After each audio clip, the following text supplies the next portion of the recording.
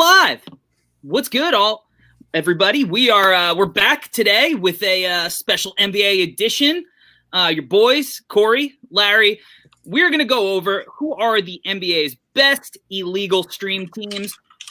We like rhyming on this show, so that's why we decided to go with illegal stream teams rather than league pass teams.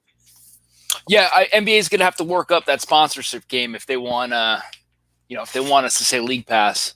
Yes, if we're going to say league pass, we're going to need to get some coin for that, I think. Yeah, for sure.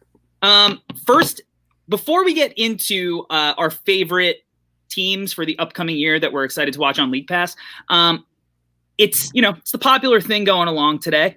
So we're first going to go over quickly our Spotify 2020 Wrapped top artists. Oh God. Now, I don't have my phone on me. Don't worry, you don't need it because bang, there's a graphic. Oh God. There is a graphic for that. Yeah, I guess what I really like now as I get older is R&B type rap. I guess that's what I got out of this. Yeah, I mean, you have The Weeknd, Travis Scott, some Juice WRLD, and then Justin Bieber and Hayley Williams. So you're a 15-year-old girl. I'm pretty much a 15-year-old girl or a really emotional 18-year-old guy. I in my defense, I listen to primarily most of my music off the Amazon app and not Spotify in general. Sure. However, if we did my Amazon app 2020 wrapped up artist, it would probably be the same. Yeah, I don't see. I mean, the only things that I've heard you listen to besides what's here is Linkin Park. That's it. Yeah, pretty much. New Linkin Park CD this year. Deep dove into it. Myself, I pretty much have the same music.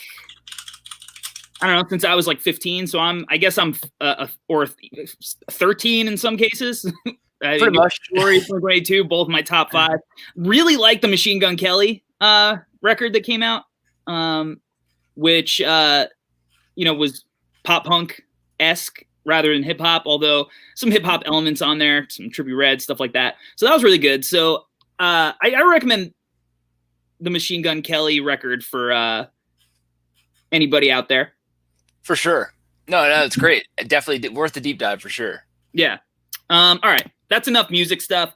Let's get into our. What's funny is that I didn't know you were going there, and when you're creating the build-up, I thought you were going somewhere else. Ooh. So we'll save the somewhere else for the end. Okay, that's fun. So our favorite illegal stream teams. You go. We're doing 5, right? We're going to do 5 until we run out of time when my fiance has class. So whatever comes first. Great. Well, I assume we have some doubles. I like to think. Probably. So do you want to go first? Do you want me to go first? You go first. My first illegal stream team starting at number 5 is going to be the Charlotte Hornets. I feel like. Yeah, I have Charlotte. Do you have where do you have them? I have them at number 2. Okay, so this is my thing on Charlotte, and I figure, I could see why you put him at number 2.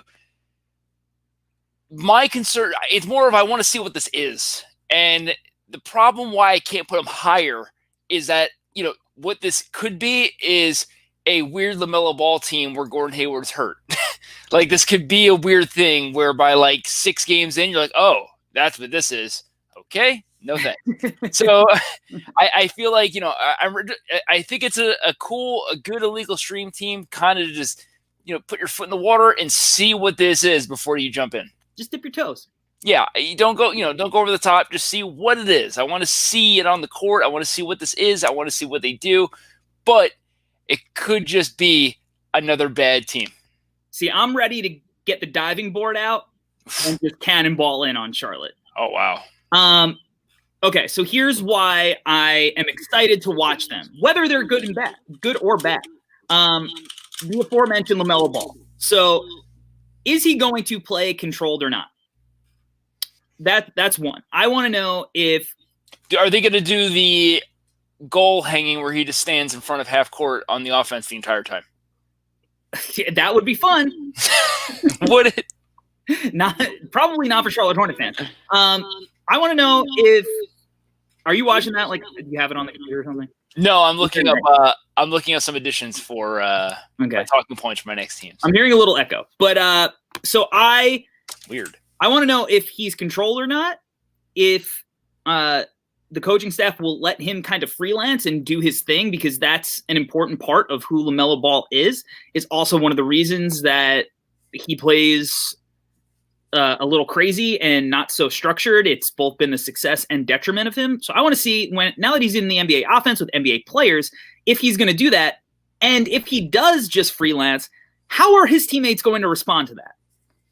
I mean, because I think guys like Miles Bridges and PJ Washington are really going to like playing with LaMelo. But I feel like Terry Rozier and Gordon Hayward might really hate it. Yeah, I mean, I've been out on LaMelo from day one. I mean, I don't love his game at all. But I'm willing to dive in and see what this is going to be. I mean, I'm willing to be proved wrong. This isn't a hill I need to die on. I'm okay. If LaMelo turns out to be great, that's great. It's not a personal vendetta. So, at the end of the day, I hope that he is great and this is another fun team that we get to watch. But I am worried that, like, Gordon Hayward has a nagging hamstring injury or resting games, and this is a LaMelo nightmare for the first year. So It's why this could be a not fun illegal stream team as well. I also want to see what happens with Devontae Graham, because you're going to pay. Devontae Graham had a breakout year, right? He was basically one of the top contenders for most improved player. So now you're throwing LaMelo. You have to start LaMelo, right? Like, LaMelo's not coming off the bench. Probably not the third pick. So is Terry Rozier coming off the bench because you're paying him $18 million a year? That's who's their two guard. Well, that's it. It's probably Terry Rozier. Right. But last year you got to play Terry Rozier and Devontae Graham, and Devontae Graham was awesome. I mean, relatively to expectations. I think he still shot under 40%, but really good playmaker, really good shooter off the bounce.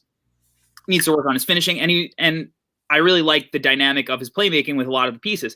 But is he really going to be coming off the bench after that breakout year? I mean, or are they going to? You can't go LaMelo, Terry Rozier, and Devontae Graham, and then Gordon Hayward at the 4. Like, and are you just completely giving up on Malik Monk? I think we're giving up on him until proven otherwise. I mean, I'm pretty sure he got suspended for cocaine. So is he? I didn't even know that. I'm pretty sure that's what it was last year. Got it. But I that just to me, all the pieces, like, it could go, like you said, horribly, or it could be a lot of fun. So I just want to see which version we're getting. Yeah, I want to see what this is, and then maybe get out, but maybe not stay a long time. All right, number 5. What do you got? All right, my number 5 team is Memphis. Okay, good one. Here's my question for you when you go to explain. Yeah, they were a ton of fun last year. What's going to be different this year? Well, to me, they were a ton of fun last year. They're a ton of fun this year. I still want to watch them. But yeah, sure. The biggest thing to me is, like, I just want to see Ja Morant in year 2 and see what kind of leaps he's made in his game. What kind of things is he going to improve on? I think Ja Morant is enough to put him in the conversation alone. Just how exciting he is, how balls to the wall he plays, all of that stuff. For the other aspects of why would you put Memphis, Jaren Jackson Jr. is going to be hurt for a while, and we don't know when he's coming back. So I do want to see how Ja leads the team without him, because he's obviously a significant piece of that team. And then, the way that they've drafted over the last few years, I would like to see it's basically NBA draft Twitter. It's all of their favorite players. You get Desmond Bane this year, who was, I think, the most popular nerd draft Twitter prospect, even though, he went 30th in the draft. You got Brandon Clark last year, Xavier Tillman, Killian Tilly, like all of these guys that draft Twitter loves. I want to see, like, them in action in the pros. I mean, obviously Brandon Clark was awesome last year. I wasn't like a huge Brandon Clark guy coming into the draft, but in my draft notes after he was drafted, I was like, oh, my mind has changed because now he gets to play with Ja Morant. All of these draft guys, like, draft Twitter guys are all guys that I'm like, they're good, they're fine, like they're going to be good players. But as soon as you pair them with a guy like Ja, all of those weaknesses and concerns you throw out the window because they're perfect complementary guys. So that's another reason. Like Desmond Bane running off screens, like JJ Redick, Duncan Robinson type actions are going to be a lot of fun to watch. Plus, with he's jacked out of his mind. His last name is Bane, so there's a lot of fun Batman jokes. No, that's great. I think Memphis is not on my list, but I mean, Ja alone, as you said, that's worth enough to watch. It's excited to see what he's going to do in the year 2.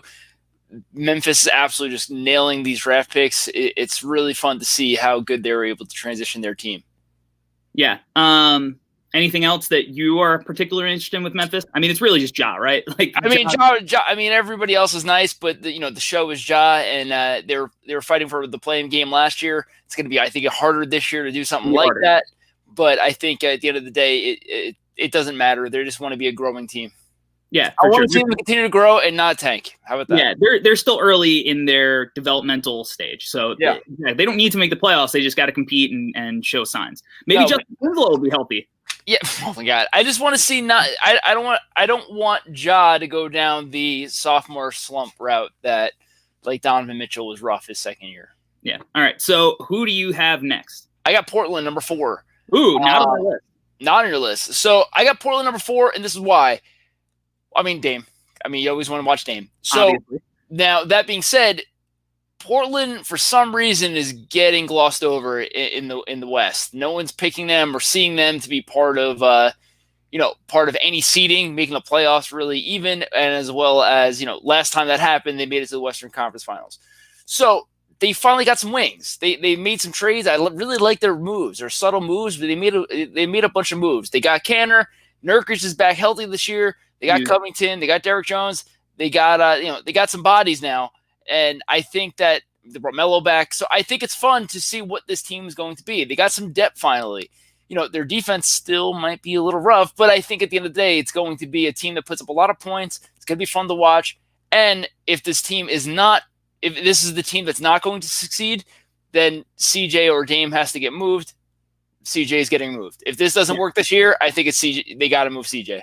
Yeah, for sure. And he's obviously the guy. You're not moving Dame. Dame is you're not moving Dame. He's one of the most popular players in the NBA. He's going to probably go down as the ultimate trailblazer, like the best trailblazer of all time. I do love watching Portland. Dame is probably my second favorite player in the league currently. Sure. He's one of the only guys that still is just like, fuck you, I'm trying to build something organically. I don't want to team up and win it. If I want to win, I want to do it the right way. Whether that's going to ultimately be the right decision or not, we'll see. But you love the mentality from him. Yeah, they're a chip on the shoulder team. I mean, Dame just has that in life. So I think overall they got some depth now and they got some bodies to actually compete in the West. I think they're a playoff team. I don't see how people can gloss over them like they're not. Yeah, they definitely are. Also, love their city jerseys. Their city jerseys are great. And Portland is an awesome city. So 100%. All in on Portland as well. But they just outside my list. Next up, I had Miami. Miami, I do not have on my list. So Miami obviously is going to get some national attention. They made the finals. They are not in the opening night schedule. Right. Which I feel like is a disrespect thing that maybe seems small, but they'll take as a chip on their shoulder. Like we should be focused on as one of the premier teams in the league. Obviously, Jimmy Butler is my guy. Jimmy Butler is my favorite player in the league currently. I love Bam. Love the pairing. I want to see Tyler Hero's development. Yep. Tyler Hero he's got a shot to be really, really good. I think that he might be like the most popular young player in the league too. How can he not be right now? The dude, he's just on fire. Everybody loves the dude. He put on a show in the bubble, so it's hard not to, not to want that. Yeah, you see these guys that fit his profile coming in the draft, and you get scared but he's just got the swag and the confidence to back up his play. So love Tyler Hero. Can't wait to see how he continues. I really like their draft pick and the value they got at that point. It's a total Heat move. Just another versatile, athletic center / power forward defender who could switch out onto guards. I mean, I don't know how impactful he'll be as a rookie, but for the future. And he's fun. He's a little out of control, a little wild, but a lot of the things they said about him, they also said about Bam. We know how that turned out. Granted, I like Bam way more in the draft than I liked Precious, but is what it is. And then I like their moves. I like Avery Bradley and I like Mo Harkless. Losing Jay Crowder sucks for them. I thought he was a big part of their playoff run. But Mo Harkless and Avery Bradley can kind of, obviously not the same position for Avery Bradley, but they can give you a little bit of what he gave just from a toughness, defensive, open shot making perspective. And then the Vice City jerseys, obviously the bright gradient colors, like obviously that's right up my alley. Yeah, it's gonna be fun to see the courts in general this year, of seeing, we didn't really have that in the bubble. So it's fun to see, the court designs just overall. No, I mean, Miami's a great team. They're gonna be fun to watch. I don't think they're they should be right at the top 4 again this year. I don't see why they wouldn't. So it's gonna be fun to monitor them and watch them and see what moves they could possibly make at the deadline. Yeah. So that was it. That was my next team. Because I don't see the problem Miami. I still don't see a team. They're not a team that I still think they're a piece away. There's something away. So I think unless Tyler Herro is that piece and just develops to the next level. So I guess we'll see what's going to happen with them. It's exciting to monitor and see what's going to happen at the deadline for them. Yeah, I agree. They are a piece away. So, 3 for me. I got Phoenix number 3. They got to be on your list, right? They're number 1 for me. Okay. So Phoenix for me, number 3. Jay Crowder, Chris Paul. I mean, this team is 8-0 in the bubble. We got to see what's going to happen off that. I feel like it really explains itself from there. Devin Booker, this team is going to be, they're pissed that they didn't make the playoffs or the playing game. So, now it's their time to go and ball out. Yeah, agreed. I mean, it's go time for Devin Booker. He's in the perfect situation now to, there's not the excuse anymore of, well, they're a young team. Is he good enough? Like 8-0 in the bubble, an absolute just sham mockery that they didn't get to show out in the actual playoffs. But this is the year, and Chris Paul, like he drugged that OKC team, who had nice pieces. Like Shea's awesome. Adams is obviously a very good player. I feel like this Suns team is significantly more talented. Yeah, for sure. I mean, Chris Paul, we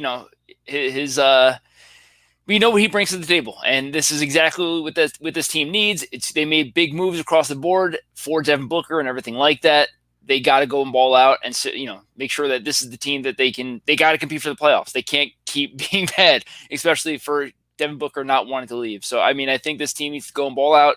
The front office knows that. The team knows that. They did, they made great moves. I love Saric. I love Jay Crowder. I love really everybody on this team.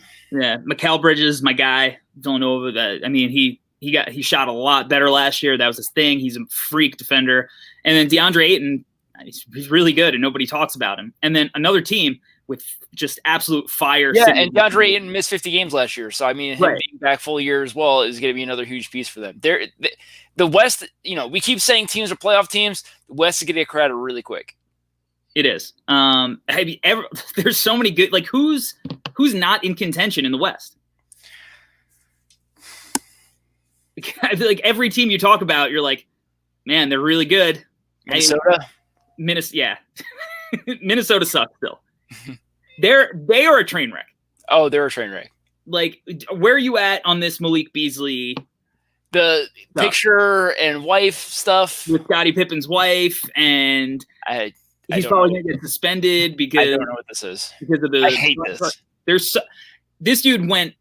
He seemingly flew under the radar for a long time in Denver, and then all of a sudden just went bonkers. I hate this. Yeah, Scottie Pippen Jr.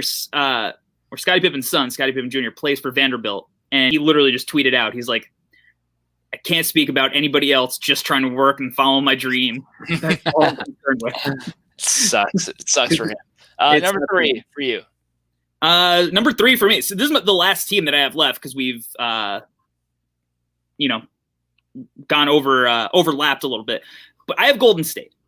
Okay. So what I did, I wrote out a list of like 8 teams or 9 teams. Yeah. And I put in order 5. Golden State was one of the ones that didn't make it for me, but were in contention. So I feel like people, now that Clay got hurt, are starting to sleep on Golden State again.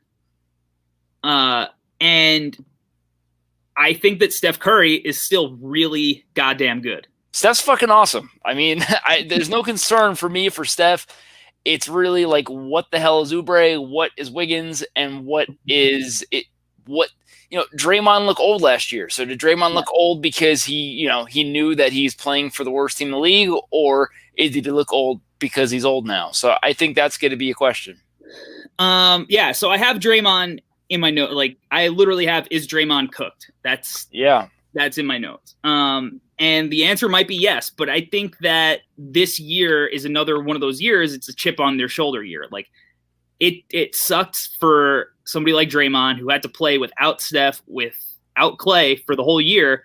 And there's only so much a guy like him can do in that situation, because he's just not a good offensive player as a primary cog. He's a great passer and playmaker or whatever, but if he doesn't have anybody to make plays to, he doesn't really provide a ton of value offensively for a team like that. This team that they have now, he should have a little bit more value because they actually have NBA caliber players. Like, they were playing a lot of non-NBA caliber players last year. Right. So I think that you'll see kind of a return of Draymond, and I think you'll see a defensive intensity that we've grown accustomed to with him that I think is important. Yeah, I agree. I think it's going to be a lot of fun. I think the unfortunate part is that Steph has to average 30. But I think that might be fun for Steph. Oh, it would be fun to watch. Like, it's not like Steph is incapable of averaging 30. Like, that could be real easy for him. Oh, for sure. I mean, he's going to have to take at least 13, 14 threes a game, right? I mean, why not let it fly? Right. I mean, I'd rather take 13 or 14 is a lot to average over the course of a year, but I know we're splitting hairs, but like 11 or 12 seems like a no-brainer. I wonder if there's a bet to be made there, an over-under bet. So the other thing with Steph, I mean, they drafted James Wiseman, and he was the number one player on my board. He went 2, so it's not like he dropped drastically far by any means. I think that he is going to be awesome playing off Steph. Steph is the greatest shooter ever, and you have to guard him to basically half court. You have to start guarding him. And James Wiseman is going to finish just about everything that comes his way at the rim. So a pick and roll with him and Steph is going to be just insanely hard to guard. And, so I hope they run a ton. But if you're worried about, he's not going to be able to pass out of the short roll, well, they're still going to run a ton of pick and rolls with Steph and Draymond, and you're just putting James Wiseman in the dunker spot. So now, obviously, it would help a lot if Clay was there to space out. So the help comes, Draymond just hits the lob to the dunker. That's obviously a little bit different with Kelly Oubre or Andrew Wiggins, but it's not like Kelly Oubre or Andrew Wiggins suck. Like, they both are good players. And I think Kelly Oubre has been in a good role, and he's been helpful in the last few years. Andrew Wiggins has just been insanely miscast and insanely overpaid. But it's not like the dude can't score and put the ball in the hole. So I think with all of the pieces, I think Andrew Wiggins is going to have a good year. Is he going to be a different team? This isn't the the Splash Brother Warriors anymore. This is going to be a different team. So they're going to have to play different type of basketball. But you could play so fast with them. Oh, no, for sure. I mean, I think defensively they should be a nightmare. Should be. I mean, that's always the should be. Now, there are absolutely legitimate concerns about their depth, because once you get past those 5 guys, you're looking at Kent Bazemore, fine bench guy, but not probably the lead bench guy that you want. You got Kevon Looney. Obviously, he had his moments in the playoffs and the finals, or whatever. Not really ideal as your best bench big. And Brad Wanamaker, who, again, not ideal to be your main bench point guard. So, I mean, I don't know how much you're going to get out of rookies like Nico Mannion and Justinian Jessup. And to rely on that is tough. So their bench, their depth, it's going to be rough at times. Especially, you don't want Draymond and Steph to be playing 38 minutes of games. And you're going to have to rely on some of these guys. So that I'm a little worried about. But I just can't have it in me to have a healthy Steph Curry and healthy Draymond. Like, I just can't have this team out of the playoffs like a lot of people are doing. No, I just don't think there's enough spots out there, but it's, we're going to have to see what this is. I think it's going to be a different type of team, and it's hard to visualize what this team's going to be. It's not going to be, death lineup and all that stuff. It's going to be different. Yeah, no doubt. Man, it's going to be rough out there. I mean, you figure OKC is falling out of the playoffs, obviously. Right. That's a no-brainer. And besides that, I mean, you're looking at who's next likely. Like, who knows what happens with Harden, but that dude is making the playoffs if he's healthy. Yeah. So initially you'd say, oh, probably Houston, but like they're going to be. I don't know. They have Russ and Harden. They ain't going anywhere right now. Right. Like, and Christian Wood fits like insanely well with them. Like they're going to be fine. Like they're going to figure it out just because Harden is so damn good. The West is going to be a bloodbath. And then it's like, well, who's falling? Utah? Like, is Utah, like, they could be the team that's kind of like... it's hard to predict now because there's always an injury that catapults a team down. But the Spurs, for sure, I'm sure, want to compete for the playoffs. They want to. They probably won't, but... They won't. I mean, to me, it's like New Orleans, Sacramento, San Antonio, Minnesota. There's a lot of teams who want to make the playoffs, that's for sure. All those teams every team in the West wants to make the playoffs. None of those teams want to tank. Yeah. But those are the four teams that I just look at and go, there's no way that they're making the playoffs. Sure. Which is, unfortunate for a team like Sacramento who, needs to take that leap. But to me, like the other thing too is there's a play-in tournament. You're right. No, for sure. So that's where you get a little wonky. And at least all these teams have a chance to make the play at, that last spot. All of the teams that have a realistic shot all have a shot to make that play tournament. And then from there, it's 7, 10, 8, 9, right? So they would have to, to make the 10th seed is not impossible for any of these teams here. No. So that'll be fun. Before I get to my second team, did you see Schroeder say the other day that he expects to start for LA? I did not. I didn't see that. I can't wait. I hate that. I know you feel. Well, who else is who's starting? Who's there? I don't care. Not him. I don't know if they have any other players at that position. They didn't have any point guards. They didn't have no players at that position last year. I guess it's Caruso. I guess you go Caruso, Wesley Matthews, LeBron, AD, and Marc Gasol. Number 2, who's not the Lakers, the Brooklyn Nets, man. KD. Mm-hmm. Yeah. I want to see KD ball. I obviously hate the Nets as a Knicks fan, but love KD, love him. I love his game, everything about it. It hurts my feelings that he didn't come to New York Knicks. But I'm stoked. I'm stoked to see what he is. Is he healthy? What is this going to be? What kind of dynamic him and Kyrie are going to be? I don't love Kyrie the person, but I love Kyrie the player. Kyrie is one of the most fun players to watch in the league when he's doing Kyrie things. I think it's going to be a lot of fun to see this team. Yeah, so I wanted to put Brooklyn, and I actually they're another team that I feel like people aren't believing in. I guess they just want to see KD come back. They're going to be good. I think they're in the top 4. I literally bet on them to win the championship this year. Yeah, I mean they're good. I mean I love Dinwiddie. I love this team's good. They got weapons everywhere. I'm not saying that they're going to win the championship, but their odds I thought were. I mean, I forgot what I got them at. Maybe plus 700, plus 800, something like that. They don't have many weaknesses on this team. They have crazy depth, and they have, when healthy at this point, he's got to be. I mean, who knows what healthy looks like for KD from here on forward? But when he's healthy, he's argument for best player in the league. Yeah, for sure. So I mean, I think this team's gonna be they're a sleeping giant. I think they're gonna be great, and it's hard to they got depth everywhere, and even if they need the rest of the game, it's not the end of the world. Kyrie and these players are still better, or KD and these players are still better than half the team. Other teams, sorry. Now you got to imagine that one of the goals is to consolidate some of these pieces and move inevitably player, right? Yeah, well, they're waiting for Bradley Beal to get pissed off or some other player to get to be over their current situation. That's inevitably what they've got to be waiting for, right? I think so. Outside of Bradley Beal, who else is there? I mean, Harden, I'm sure they keep. Harden's their number one, right? So I mean, Harden's obviously going to continue. That storyline is going to continue until the deadline.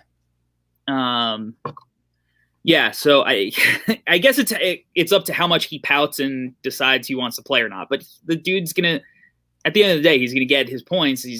Houston's gonna be too good. Whatever, we'll see. So all my teams are done. Who have we missed on your list? I have only my number one is left.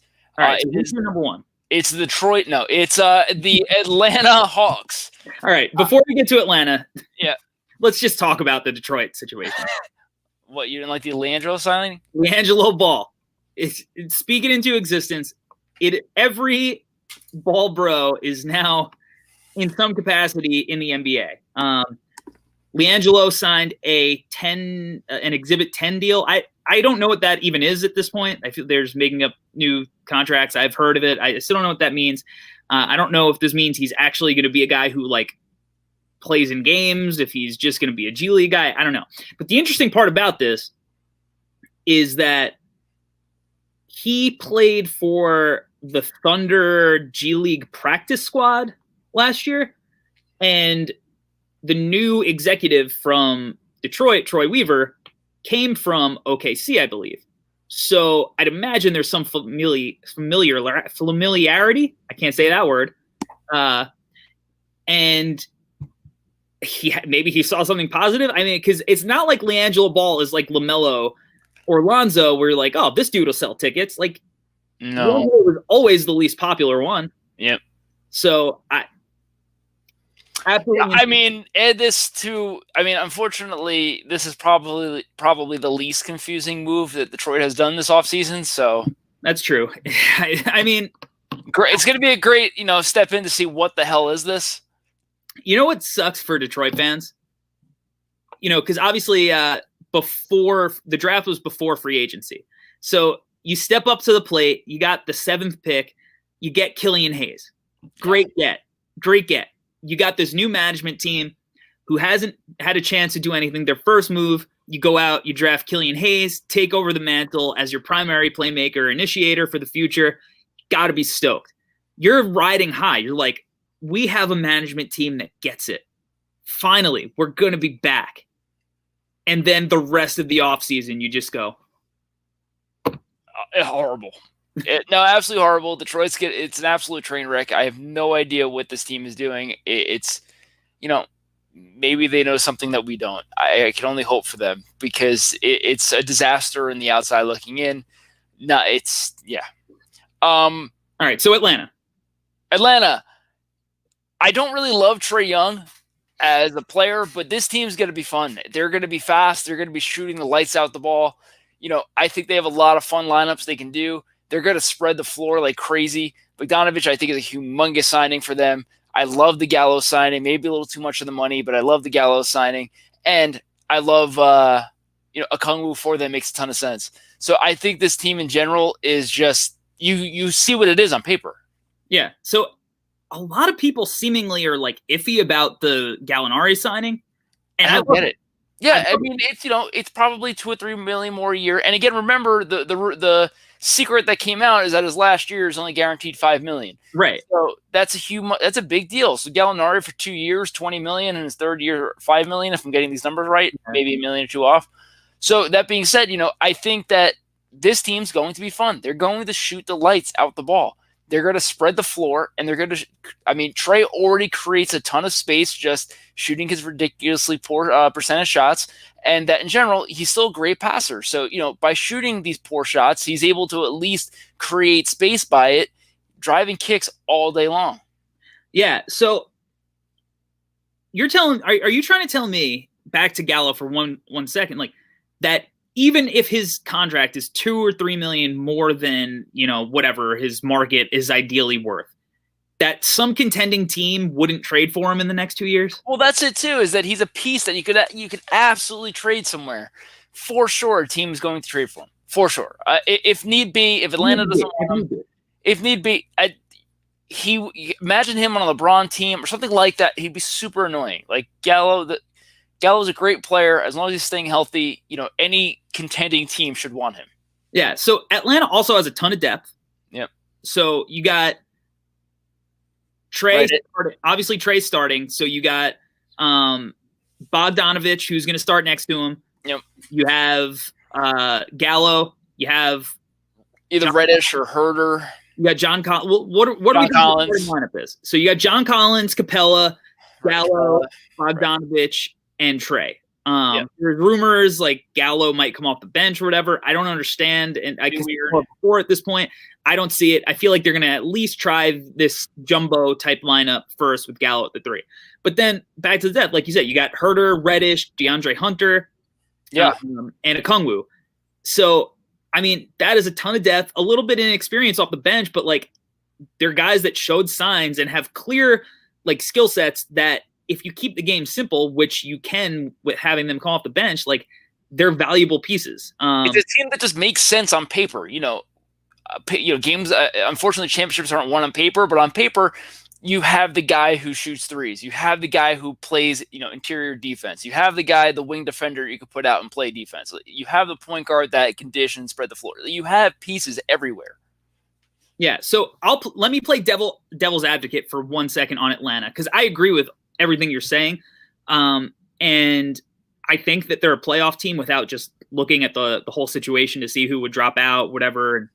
But my devil's advocate point is, one, their coaching situation's weird because you have Lloyd Pierce, head coach, and they hire Nate McMillan to be his assistant, which if you're Lloyd Pierce, you're like, don't love that. That's weird, right? It's like they're waiting to the first bad moment. He could be fired and Nate McMillan steps in and they're good. They're ready to go. Probably. So that dynamic is weird to me. 2, John Collins and his contract situation, because this dude wants to get paid. And is he going to be a guy that like, all right, I'm going to be able to get paid if I just show that I contribute to winning basketball? Or is he going to be like, fuck that, I'm trying to get buckets. Don't care about defense, just trying to get buckets. So sure. To me, those are the 2 big things. Even if he doesn't play defense, though, I think they're still good enough with other pieces to make up for it. Yeah, I mean, I agree. Granted, like DeAndre Hunter and Okongwu, both defensive first guys in that front court. Right. Okongwu's going to be a rookie. He'll have his troubles, regardless, even though I like Okongwu a lot and think he's going to be solid pretty much right away, but he's a rookie. He'll make his mistakes. And then, Capella is there. He's not like the best defender ever, but he's a good enough defender. So they obviously have ways to deal with it, but like, I don't know, how these things go when is he not getting the touches he wants because now you got Bogdanovich and Gallo. If his points go down, is he just playing something to meet? That's the only 2 things I see kind of derailing what they could be. My only concern for Atlanta is, I think Trey's overhyped, and if Trey can dial back a few of these low percentage shots and turn it into good shots for a teammate or some version of that, I think that's going to be your difference. And Trey, defensively is obviously a nightmare, but they got guys next to him that could possibly help, but he just can't even hide on defense. Yeah. So they're going to be fun. They're going to be fun. I got some runner-ups. All right. What do you got for runners-up? Who is on your 8 or 9 man bench? I think Philly's going to be fun to see what this team's going to be with Daryl. A lot of fun. Yeah. You just don't know what the hell it's going to be. I'm excited to see what the hell it's going to be. I think they're going to be incredible. More shooting. I want to say bravo to you for not pulling the Bulls on the list. I thought for sure the Bulls are on the list. New head coach. The one thing I'll say about the Bulls, I don't know how I do this.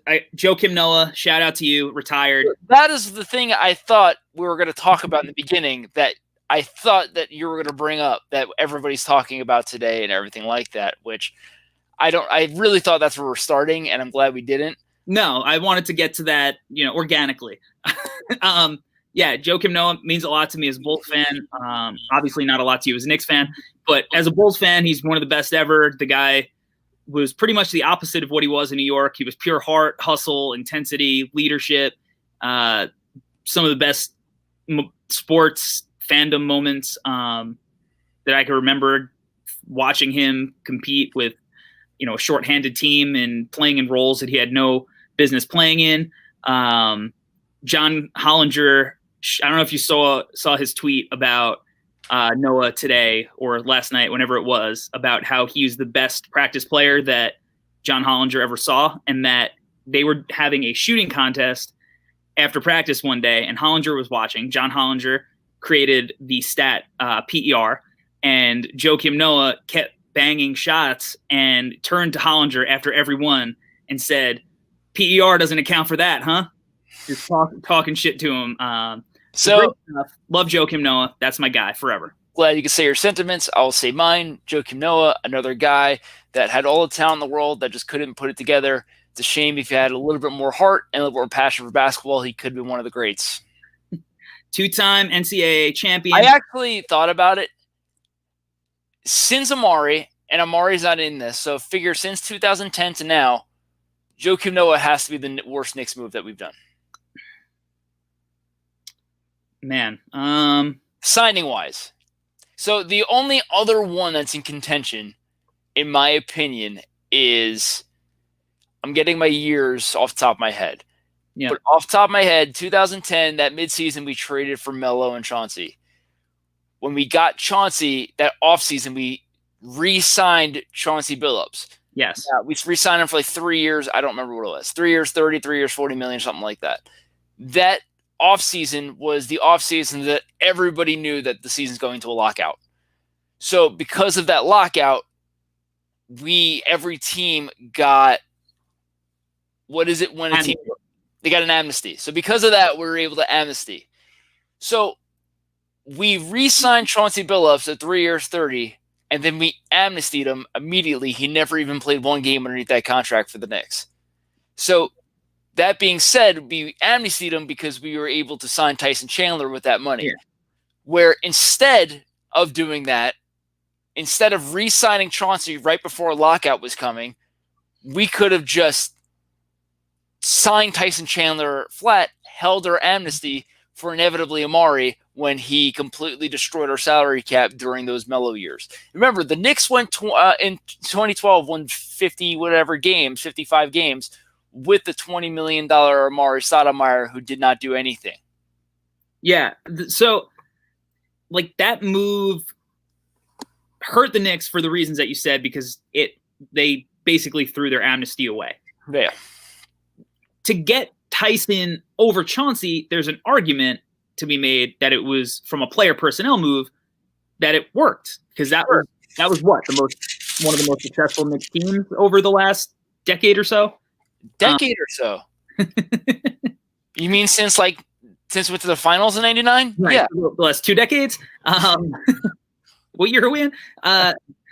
But yeah, the order of operations there were wrong. We're wrong. So that being said, our worst signing, where this didn't work out at all, and he's still in the Knicks books, is Joakim Noah. Yeah. I agree. So, but back to your original point, I figured we were going to do no Knicks, no Bulls. I mean, I thought you were going to do Bulls because of your large fandom and bias. The Knicks are just shitty to watch. I do want to point out that there is a large contingent of internet followers out there who think that I'm a closet Knicks fan. Which I don't understand, because you're very much, if you listen to absolutely anything he says on the Bulls, it's very biased. Go read it. Every article he's posted, there's a Bulls fact in there. Well, I write about what I know. But the Bulls realistically should be fun. I mean, they should be. They have a ton of shooting, a new coach. It all depends on what they can tap in the shooting. The Knicks are basically praying for Obi Toppin to be fun. I think Obi Toppin's going to be awesome. Yeah, I think he's great too. I'm stoked for him. But he'd be a lot more fun with people in Madison Square Garden to explode when he, actually gets a between the legs breakaway dunk or something. But still going to be a ton of fun. I think he's going to be great. I do think the Bulls are going to be fun as well. I don't know if that'll lead to winning at all. So I do love your Philly mention, because I think they're going to be great. I think Seth Curry was literally like the missing piece for them. It was a huge, huge signing for them. Milwaukee's going to be fun again because Giannis is Giannis, and Drew is, hopefully the missing piece that team needs. Yeah. I think another dip your toes team is going to be Toronto for me, to see what the hell this is, as well as, where are they playing again? Orlando? Tampa. So I want to see what the hell that is. That's weird. So who do you think are the could fall out of the Eastern Conference playoff picture? I actually have it up. So Orlando is like an easy one, right? Yeah, Orlando's the easy one. I mean, losing Jonathan Isaac hurts a lot. Yeah. Well, I guess I'll throw it back to you. So Orlando, I think, is the easy one. Yep. What team? Besides Orlando, but what team is going to fill the 8th? I mean, it's really, in my opinion, Atlanta. And are you considering the Wizards possibly doing it, contending? Are you trying to tell me that the Hornets are trying to contend? What other teams are you trying to put in that 8th spot? The Hornets are definitely trying to win games. I'm not saying they're not trying. Yeah. I think that honestly, I think it's up for grabs. I think there's going to be a surprise team. No, it's going to be it's going to end up being this play-in tournament. That's what it's going to be. I could tell you, how about this? What I think is more interesting is what teams you're looking between 1 and 7 are you going to say is not going to be the 7 seed to avoid playing in this play-in tournament? I think it's Indiana. Yeah, it's got to be, right? I don't think the Celtics are going to drop off that much, and it's got to be Indiana. I think it's Indiana. First thing to mention about Indiana, I don't know if you saw, they're bringing back for their city jersey a updated version of the Reggie Miller pinstripes, and they're awesome. I love those jerseys. They're incredible. I love Brogdon. I love Vic, but Vic doesn't seem like he's in a good headspace for this Indiana Pacer team. They just spent did not request a trade. He's all in. They did not put. If I was Miles Turner, I would not feel confident and wanted. I feel like they spent the entire offseason trying to figure out how to trade him somewhere else. Sure. I mean, I love Sabonis. I think he's great. And obviously Bubble TJ Warren was a real problem. Yeah, sure. I love Drew's brother, Aaron. Big fan. But it's just like every year I'm afraid to be like, no, Indiana's not going to be that good. They'll be solid. But I don't know. This year feels a little different. And who knows? All of this is could be moot because a team could just get infested with COVID and be decimated for a month. Sure. But I think all things considered, I would pick Indiana. I think that even losing Gasol and Ibaka, I would still have Toronto above Indiana. Yeah, I mean, Toronto. It's gonna be weird. It's going to be a weird thing to watch. Yeah. I mean, Lowry's still really good. Lowry's still good. Van Vliet's still good. Siakam's still good. OG's improving. Yeah, for sure. No, I think they're still gonna be a good team. They got a year left before they got to start making major moves. But again, they're still thriving off that title. They're fine. Yeah. Another team that I considered to put on this list is Pelicans.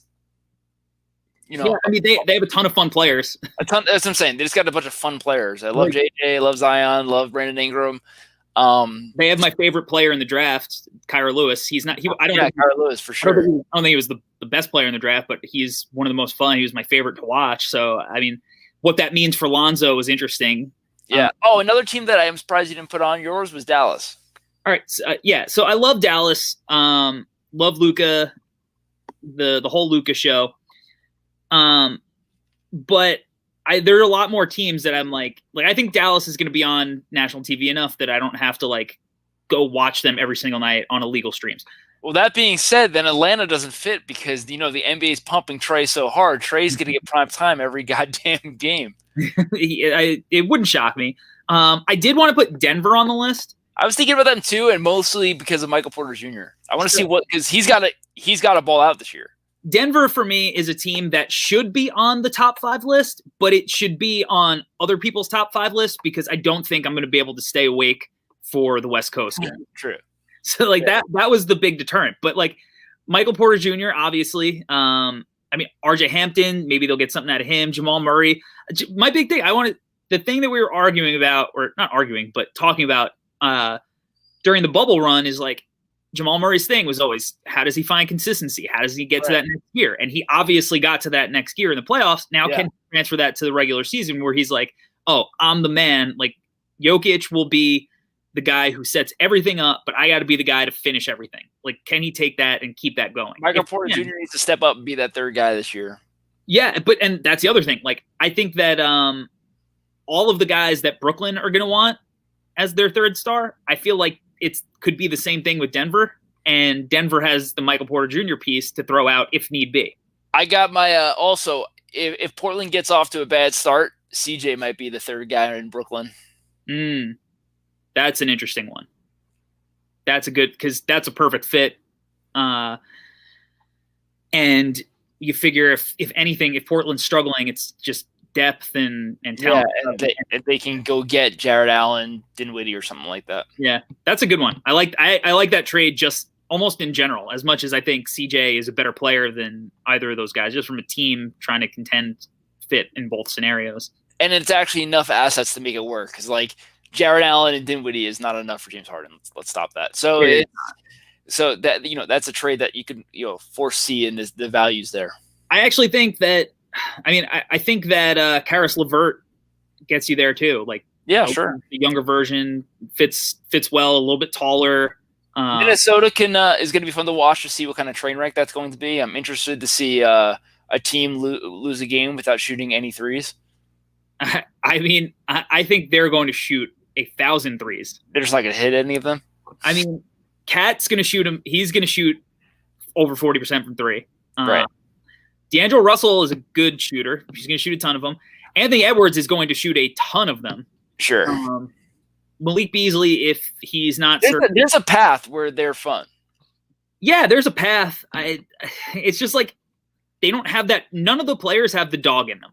They all have Andrew Wiggins in them. They all have Andrew Wiggins, and they have no Draymond. So that's like my main concern with Minnesota. I think they're going to be a train wreck. I think the West is way too stacked, and if they're doing any kind of scheduling where you're doing like the block scheduling in your conference to make up, it's a bloodbath for them. But sure. The 2021 draft is loaded, so maybe they could pick another weird piece that doesn't naturally fit their team all that well. And I'm excited to see if Anthony Edwards comes out with a rap album. That's important. And if he goes at Dame, and if Dame just doesn't say anything and throws up like 65 the first time they play Minnesota, because that would be incredible. All right. I think we did it. I think we got it. That's all I got for you. Going to be a lot of fun. It's insane how fast we're here. We're preseason starts soon. It's been really overwhelming. College started. I've been watching college basketball live, which feels like I'm done with, but I can't wait to watch. The Bulls and Knicks I think that both teams will be fun for fandom stuff, but I just can't wait to watch them because it's been so long. Well, that's exactly it. Realistically, when was the last time we watched a Knicks or Bulls game? It's going on a year. Yeah, so that's my main thing. I'm excited. A good reminder. Training camp started. Happy to see Tom Thibodeau back on the sidelines. Yeah, I'm stoked for Tibbs. That's going to be fun for the Knicks. I'm really excited for Tibbs. I really want to see what Tibbs does with RJ Barrett. I think the thing that's most disheartening for the Knicks for watching is that our point guard situation is still atrocious. Austin Rivers and Elfrid Payton don't do it for me. If Austin Rivers even plays point guard today. So I think it's going to be, that scenario for the Knicks and fans really is the demotivating part, is that we have no ball handling adult to really help drive this team, drive this offense. But Mitch Robinson, RJ, Obi Toppin should be a lot of fun. I think Toppin should be a beast. We're going to need him to score all the points and ball out. I know he's already getting favorite for Rookie of the Year and stuff like that, and it makes sense because we're going to need him to score. He's going to be our Minnesota Kevin Love. We need him to just go ball out, and we have other big men out there to defend. Absolutely. I think you're going to love Emmanuel Quickley. I think he's going to be one of your favorite players. Yeah, I'm stoked for that too. So hopefully that will be a thing. If he comes out and starts balling, the Knicks fans are going to be nuts. It's because that's the piece. That's the guy we need to really step up. And if Frank Ntilikina gets traded for anything, that would be great too. I think Frank could be a valuable piece to a good team somewhere. I think he'd be a good value for him. He could be an annoying defender on a good team, but when you're a bad team, you don't need an annoying defender. You don't need him, as evidenced by Chris Dunn, who now plays on the interesting Atlanta Hawks. Another good move. Right. I like Chris Dunn way more in Atlanta than. Yeah, I forgot about Chris Dunn on there. Yeah, for sure. I mean, they just have bodies everywhere. Yeah. All right. We'll end it there. Guys, we did it. Thanks for tuning in, watching, listening, watching on YouTube, Twitter, listening on the Locker Room app. Thanks for interacting, all that stuff. Make sure you like, subscribe, all the good stuff. We'll be back soon. We're getting there, guys. We're close. NBA is almost back. Feels like we never left, but it's almost back. We'll see you next time.